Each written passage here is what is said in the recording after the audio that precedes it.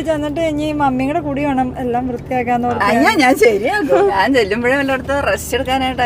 Daddy പറഞ്ഞെന്നറിയാവോ, എനിക്ക് നാട്ടിൽ ചെല്ലുന്നത് എല്ലും കപ്പയും പുഴുങ്ങി തിന്നണം. അങ്ങനെ ഡാഡിന്റെ മമ്മീനെ നമ്മുടെ കയ്യിലേക്ക് കിട്ടിയിട്ടുണ്ട്. അമ്മി ഒളിച്ചിരിക്കട്ടോ, അമ്മ ജീൻസ് ഒക്കെ ഇട്ടോണ്ട് വന്നത് പറഞ്ഞു അമ്മ ഒളിച്ചിരിക്കുകയാണ്. കേരളത്തിലേക്ക് എത്തി. അമ്മി എന്നാ പറയുന്ന തണുപ്പ് കാലത്താ പോയത്. മക്കള് പറഞ്ഞു മമ്മി ജീൻസ് മാത്രം കൊണ്ടുവന്നാ മതി, അല്ലാതെ വേറെ ഒന്നും ഇടിയിൽ നടക്കുകയില്ലെന്ന് പറഞ്ഞു.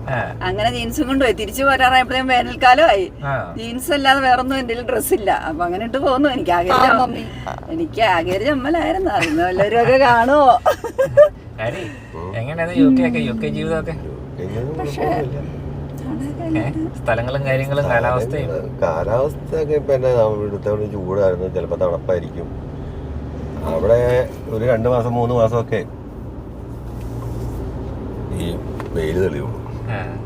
നമ്മുടെ പറമ്പും കാര്യങ്ങളൊക്കെ മിസ് ചെയ്തായിരുന്നോ? ഡാഡിക്ക് വേറെ എന്തെങ്കിലും മിസ് ചെയ്തായിരുന്നോ? അമ്മയ്ക്ക് ഡാഡിക്ക് വേറെ എന്തെങ്കിലും മിസ് ചെയ്തായിരുന്നോ? അമ്മി പൊറോട്ട എന്നാ മിസ് ചെയ്തേ? പൊറോട്ട കഴിച്ചോ അമ്മയോടെ? പൊറോട്ട മറ്റൊരു ഡാഡിയുടെ ഒരു സാറുണ്ടായിരുന്നു, ജോസഫ് സാറ്. അവര് ഏതാണ്ട് മറ്റേ മലയാളിക്കടയിൽ പോയപ്പം പൊറോട്ട മേടിച്ചോണ്ട് വന്നു. പാക്കറ്റിലുള്ളതാ, പക്ഷെ നല്ല ഡ്രൈ ആയിട്ടുള്ളതാ. നമ്മുടെ ഇവിടുത്തെ പോലത്തെ അല്ല. പക്ഷെ നല്ല ടേസ്റ്റ് ആയിരുന്നു കേട്ടോ.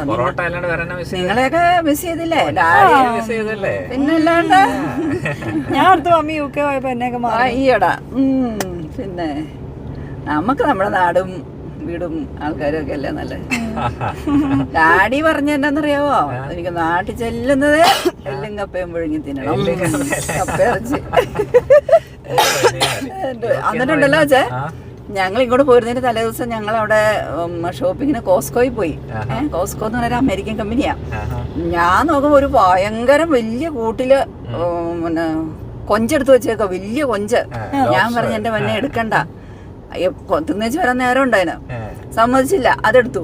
അതും കഴിഞ്ഞ് ഞങ്ങൾ ഇച്ചിരി മുമ്പോട്ട് നീങ്ങിട്ടോ. അത് കഴിയുമ്പോ ഞാൻ തിരിഞ്ഞു നോക്കിയപ്പോ ആടി വലിയൊരു ഈ ആടിന്റെ എല്ലും ഒക്കെ ആയിട്ടുള്ള വാരിയെല്ലും ഒക്കെ ആയിട്ടുള്ള ഒരു കിലോയുടെ ഒരു പാക്കറ്റുമായിട്ട് വന്നേക്കോടാവേ. ഞാൻ പറയാം എന്റെ പൊന്നെ ആടി, ഇത് നമ്മള് കൊണ്ടുപോയി തിന്നില്ല, വെറുതെ ആര് തിന്നാനാ?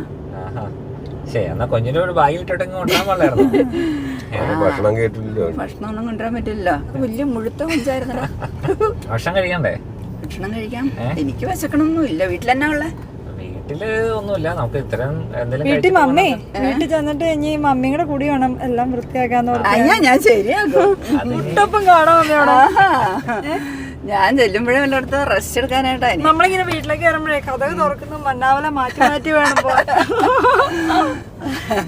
ഭീകരാന്തരീക്ഷം തോന്നുന്നില്ലേ? ഭീകരാന്തരീക്ഷാണോ? അതെ അതെ. ദിവ്യ, നീ ഇപ്പഴേ മമ്മീനെ പറഞ്ഞ ഒന്നും പേടിപ്പിക്കണ്ട. ആദ്യം സ്വസ്ഥം സമാധാനമായിട്ട് നോക്കിയാ പിള്ളേരെ ആ വീടൊക്കെ ഒന്ന് കാണിച്ചു തരാൻ പറഞ്ഞിട്ട് കാണിച്ചു തന്നില്ല. ചെല്ലുമ്പത്തേക്കും മമ്മി ഞെട്ടി പോവാ. അപ്പൊ ഇനി നമുക്ക് എന്തെങ്കിലും ആദ്യമേ ഭക്ഷണം കഴിക്കാം. അമ്മയ്ക്ക് എന്നാ വേണ്ട? പൊറോട്ട, അപ്പം? പൊറോട്ട കഴിക്കാം. ചോറ് വേണ്ട, ഒരു പൊറോട്ട കഴിക്കാം. ഫസ്റ്റ് നമ്മുടെ കേരള പൊറോട്ടയും ബീഫ് കറിയും കിട്ടുന്ന നല്ല കട ഏതാണുള്ളതെന്ന് നമുക്ക് നോക്കാം. അതെ, അങ്ങനെ നല്ല അടിപൊളി പൊറോട്ടയും നല്ല ബീഫും എല്ലാം കഴിച്ച് എല്ലാവരും ഹാപ്പിയായി. എസ്പെഷ്യലി ഡാഡിയും മമ്മിയൊക്കെ പൊറോട്ട കഴിക്കാനായിട്ട് ഭയങ്കരമായിട്ട് വെയിറ്റ് ചെയ്തിരിക്കുമായിരുന്നു. അപ്പോൾ അതൊക്കെ കഴിച്ചു. ഇനി നമ്മൾ നേരെ വീട്ടിലേക്ക് പോവുകയാണ്. മമ്മി വിശാലമായിട്ടൊരു സദ്യയിലെ പൊറോട്ടയും ബീഫൊക്കെ കഴിച്ച് മമ്മി ഹാപ്പിയാണോ? ഹാപ്പിയായി. കേരളത്തിൽ വന്ന് നമ്മുടെ ഭക്ഷണമൊക്കെ കഴിച്ചു. ഇവിടുത്തെ ഫുഡാണോ അമ്മയ്ക്ക് ഇഷ്ടം? പിന്നെ ഇവിടുത്തെ ഫുഡല്ലേ?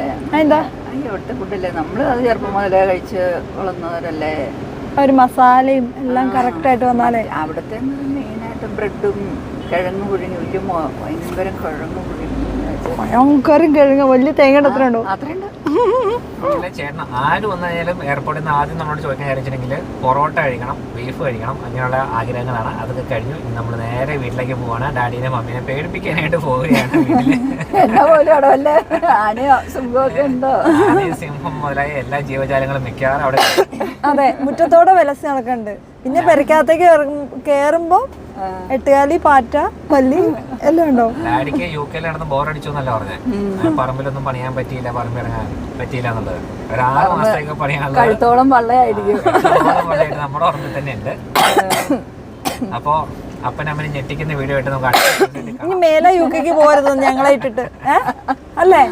അതെ, ഇനി മേലെ യു കെക്ക് പോരുത്. മധുര പ്രതികാരം. അതെ. അല്ലേ? അപ്പൊ ഇതുപോലെ അടിപൊളി വീഡിയോ ആയിട്ട് കാണാം. അപ്പനമ്മനെ പേടിപ്പിക്കുന്ന ബാക്കി വീഡിയോ അടുത്ത എപ്പിസോഡ് കാണാം. ബൈ. ബൈ.